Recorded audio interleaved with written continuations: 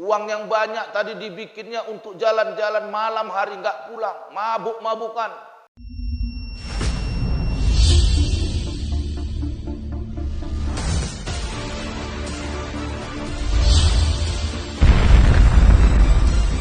LQTV Rahmatan lil Alamin. Menolong orang yang susah, membantu kemaslahatan dan kemajuan agama, kemakmuran bangsa dan tanah air. Dengan bantuan mereka, agama Islam dapat hidup dan maju. Umat Islam sampai ke puncak ketinggian dan kesempurnaan. Nama mereka akan kekal tercantum dalam lembaran tarikh. Dan di akhirat mereka mendapat ganjaran yang setimpal dengan kemurahan mereka itu. Jadi tingkat yang pertama, yang terbaik, orang yang memiliki harta itulah orang yang memanfaatkan hartanya untuk kemaslahatan diri dan keluarganya dan kemaslahatan umat. Kemaslahatan itu bermakna kebaikan. Jadi dia punya harta, harta itu membawa kebaikan. Dipergunakannya untuk hal yang bermanfaat, baik untuk hidup dirinya, keluarganya, dan untuk agama ini. Jadi harta yang dia miliki itu bermanfaat. Selain untuk bermanfaat kepada diri dan keluarganya, bermanfaat pula harta itu kepada agamanya. Artinya dia tidak bakhil, artinya dia pemurah, baik kepada kehidupan diri dan keluarganya, dan juga pemurah terhadap kehidupan agama. Jadi suka berinfak, dikeluarkannya apa-apa yang wajib. Karena memberikan nafkah kepada keluarga juga satu kewajiban bagi seorang suami atau sebagai seorang ayah. Seorang kepala rumah tangga, seorang suami wajib memberikan nafkah kepada istrinya, seorang ayah wajib memberikan nafkah kepada anak-anaknya. Maka orang yang punya harta seperti ini, itulah orang yang baik, bermanfaat hartanya. Dia memberikan makan keluarganya, kemudian dia memberikan pendidikan, mencukupkan dan mensejahterakan keluarganya, tapi dia tidak lupa mengeluarkan dan memberikan manfaat dari hartanya kepada agamanya. Apa-apa yang diatur dalam agama, baik itu hukumnya wajib maupun sunnah, dia kerjakan, dia lakukan. Jadi terhadap harta kita ada kewajiban-kewajiban agama, baik yang hukumnya wajib maupun juga yang hukumnya sunnah. Yang wajib itu adalah zakat, infak, sedekah, wakaf, hibah, itu semuanya bahagian-bahagian mengeluarkan harta dalam bentuk yang sunnah. Jadi kewajiban harta atas seorang Islam itu ada dua macam. Ada harta yang wajib dikeluarkan, ada harta yang sunnah dikeluarkan. Wajib zakat, tidak boleh tidak. Apabila sudah sampailah haul dan nisabnya, maka dikeluarkan zakat sebagaimana yang sudah kita jelaskan. Tetapi di luar daripada yang wajib tadi ada juga yang sunnah. Bersedekah, membangun masjid, membangun rumah pendidikan, rumah sekolah, ya kan? Menyantuni orang-orang miskin. Itu juga satu hal yang sunnah. Jadi harta yang pertama itu, orang yang memiliki harta itu hartanya bermanfaat. Sebab nanti ada juga kita bahas harta yang tidak membawa manfaat. Jadi yang pertama yang terbaik itu orang yang memiliki harta, yang hartanya bermanfaat untuk kehidupan dirinya, kehidupan keluarganya, dan kehidupan agama. Bermanfaat. Itulah tingkat orang yang memiliki harta yang terbaik. Nah kemudian yang kedua, orang yang memiliki harta itu tidak sanggup membelanjakan hartanya kecuali untuk kesenangan dan kemegahan hawa nafsunya sendiri. Tingkatan ini tidak jauh bedanya dengan hewan yang liar. Dengan mereka agama tidak akan mendapat kemajuan, bahkan akan mendapat kemunduran. Dengan mereka agama akan mendapat pandangan yang tidak baik dari kacamata luar. Orang akan berkata bahwa Islam itu adalah agama yang kurang baik, agama yang tidak dapat mengatur masyarakat. Tetapi kalau hal ini diselidiki dengan sebenarnya, dalam agama Islam sudah tentu akan terdapat bahwa orang yang hanya mementingkan diri sendiri itu tidak disukai oleh agama Islam, bahkan sangat dibenci. Hartanya tidak bermanfaat kepada dirinya, keluarganya, dan agamanya. Hartanya hanya untuk memuaskan hawa nafsunya. Digunakan untuk hal-hal yang tidak bermanfaat, digunakan untuk hal-hal maksiat. Seharusnya harta yang ada itu dijadikan untuk kebaikan, kemaslahatan diri sendiri, keluarga dan agama. Nah, jadi ada orang tidak, sama keluarganya pun tak bermanfaat hartanya, apalagi sama agama. Hanya untuk memenuhi kebutuhan nafsunya saja. Dia gunakan gajinya, penghasilannya untuk pergi kafe-kafe, untuk minum-minum yang diharamkan Allah, untuk berzina, dan inilah orang yang tidak bersyukur. Salah satu bentuk orang itu bersyukur terhadap karunia harta yang diberikan Allah, dia gunakan harta itu untuk jalan Allah. Dengan hartanya itu dia bangun masjid, dengan hartanya itu dia bangun pesantren, dengan hartanya itu dia penuhi kehidupan orang, menolong orang yang lagi susah, membantu orang, bermanfaat hartanya kepada kehidupan agama, kehidupan orang lain. Orang lain mendapat manfaat dari harta yang dia miliki. Itulah yang terbaik. Tetapi di sini dijelaskan juga ada orang yang hartanya itu tidak membawa manfaat dan kebaikan baik kepada dirinya, agamanya, orang lain. Hanya untuk nafsunya. Hartanya itu justru untuk menzolimi dirinya. Ya, kalau orang punya harta kemudian dibelikan minum-minuman keras dia minum, itu kan hartanya menzolimi dirinya. Ya. Termasuk juga merokok. Merokok itu termasuk juga menzolimi diri sendiri. Karena dari segi kesehatan tidak ada manfaat rokok. Bahkan kemudaratan. Bahaya-bahaya yang lain akan ditimbulkan oleh rokok. Maka kadang-kadang itu awal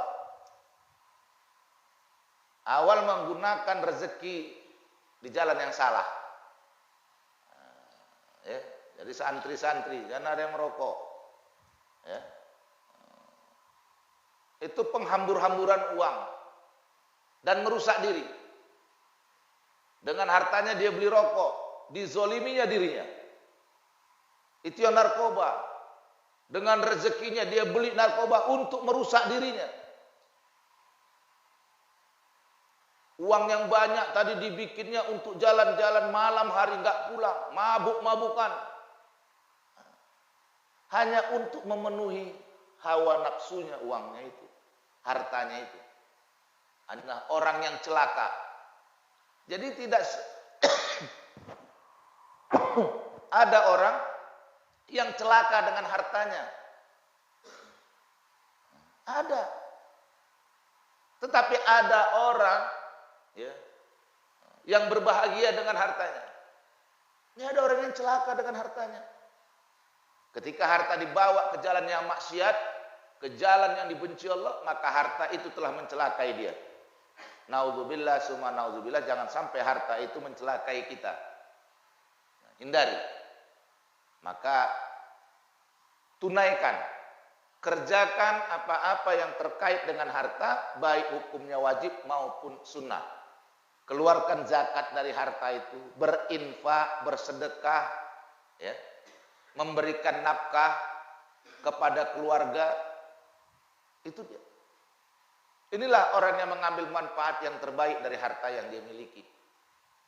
Tapi jika harta itu diberikan atau digunakan untuk hal-hal yang maksiat, maka sesungguhnya harta itu telah mencelakainya. Jangan jadikan harta mencelakai diri kita.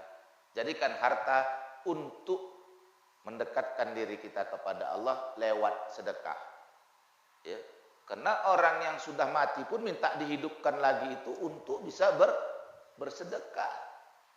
Ya kan? Begitu.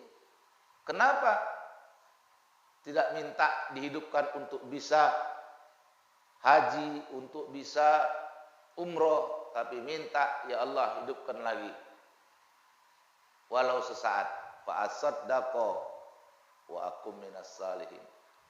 Ya Allah, hidupkanlah aku, ya kan, agar aku bisa bersedekah. Ya. Jadi ada yang kedua model orang, hartanya tidak bermanfaat, bahkan hartanya menjadi alat penzoliman kepada dirinya, ya, dan tidak bermanfaat kepada agama dan keluarganya. Nah, yang ketiga, orang yang telah diberi rezeki oleh Allah, orang yang punya harta, mendapat harta banyak, sedangkan dia tidak mengambil manfaatnya, dia nggak mengambil manfaatnya, baik untuk dirinya sendiri maupun untuk orang lain. Hanya dikumpulkan dan dijaganya supaya jangan keluar dari tangannya. Dia semata-mata suka dan kasih pada zat harta, bukan pada manfaatnya. Disangkanya harta itu yang akan menjadi buah dari usahanya. Tidak dibelanjakannya, baik untuk dirinya sendiri maupun terhadap kemaslahatan lain. Orang itu kikir terhadap dirinya sendiri, apalagi terhadap yang lainnya. Paham ini sesungguhnya amat jauh dari paham yang sehat. Otaknya tak dapat dipergunakannya, bahkan dapat dikatakan bahwa otaknya itu mendekat pada ukuran gila. Masya Allah. Jadi kalau tadi yang pertama hartanya itu bermanfaat untuk dirinya, keluarganya dan orang lain. Yang kedua hartanya itu menzolimi dirinya. Nah, itu tadi ya. Yang ketiga ini, harta ini orang yang bakhil, pelit, kikir. Tidak bermanfaat hartanya untuknya, tak bermanfaat untuk orang lain, tak bermanfaat untuk agama. Jangankan untuk orang lain, untuk dirinya pun tidak bermanfaat. Hanya mengumpul-ngumpul harta, menumpuk-numpuk dan menghitung-hitungnya saja. Itu aja kerja dia, dikumpulkannya, nggak ada dikeluarkan. Jadi dia hanya memandang kecintaan terhadap harta. Ladangnya besar, sawahnya luas, kebunnya pun lebar, ya. Penghasilannya bukan lagi jutaan, ratusan juta per bulan, mungkin bahkan miliaran, tapi senantiasa ditumpuk, setiap bulan bertambah, setiap hari ada bertambah saja hartanya.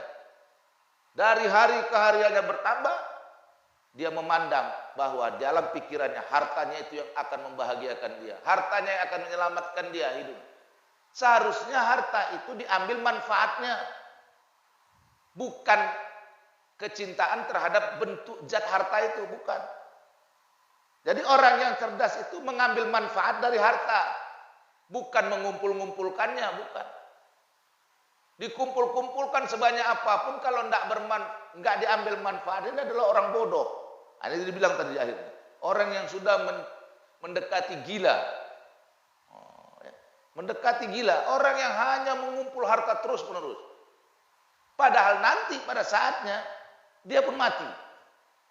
Dia cari harta itu mati-matian, dia kumpulkan terus-menerus, tidak dibawa untuk kemanfaatan, kemaslahatan dan kebaikan baik dirinya, keluarga dan umat serta agama ini. Hanya dikumpul-kumpulkan saja.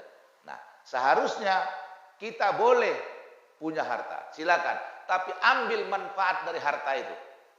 Manfaat kepada diri kita, manfaat kepada keluarga kita, dan manfaat kepada umat ini, manfaat terhadap agama, ya.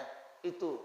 Jadi ada 3 macam jenis orang terhadap hartanya. Yang pertama, yang terbaik tadi, orang yang memanfaatkan hartanya untuk nafkah dirinya, nafkah keluarganya, juga untuk memberikan kemaslahatan kepada umat dan agama. Itulah yang terbaik orang memiliki harta. Yang kedua, orang yang menjadikan hartanya itu sebagai alat penjoliman kepada dirinya. Dijoliminya dirinya dengan hartanya. Dia lakukan hal-hal yang maksiat. Ya, dan yang ketiga juga termasuk orang yang tidak beruntung, orang yang merugi, yaitu orang yang tidak mengambil manfaat.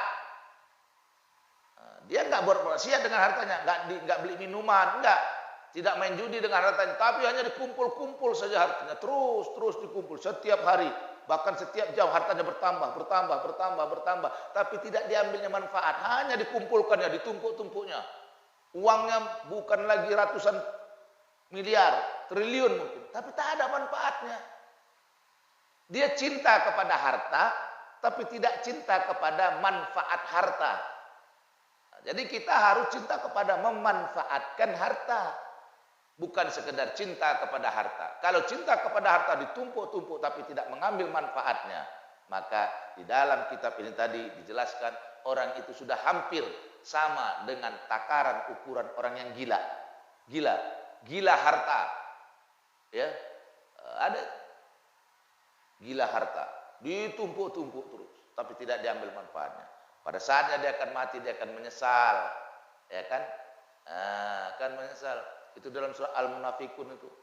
Ya, mulai ya ayyuhalladzina amanu la tulhikum amwalukum wala auladukum an dzikrillah. Ya kan? Wahai orang-orang yang beriman, janganlah harta kamu dan anak-anak kamu melalaikan kamu dari zikir kepada Allah. Ya kan? Itu dia. Jangan sampai harta itu melalaikan kita. Maka berzikir, manfaatkan. Jadi bukan tidak boleh jadi orang kaya, bukan tidak boleh jadi orang sukses, bukan tidak boleh. Tapi jadilah orang kaya yang memanfaatkan hartanya untuk diri, keluarga, dan juga untuk umat, untuk agama ini. Nah, ini terkait dengan harta. Jadi ada orang yang benar dalam menggunakan harta, ya, ada orang yang salah dalam menggunakan harta, dan ada orang yang bakhil dalam hartanya, pelit terhadap hartanya. Ya, alhamdulillah ini sudah bagian penutup, bagian akhir daripada bab zakat, ya, yang sudah panjang lebar juga dijelaskan tentang zakat di dalam kitab fikih Islam ini. Mudah-mudahan ada manfaatnya. Baik, kalau ada yang mau bertanya dipersilakan.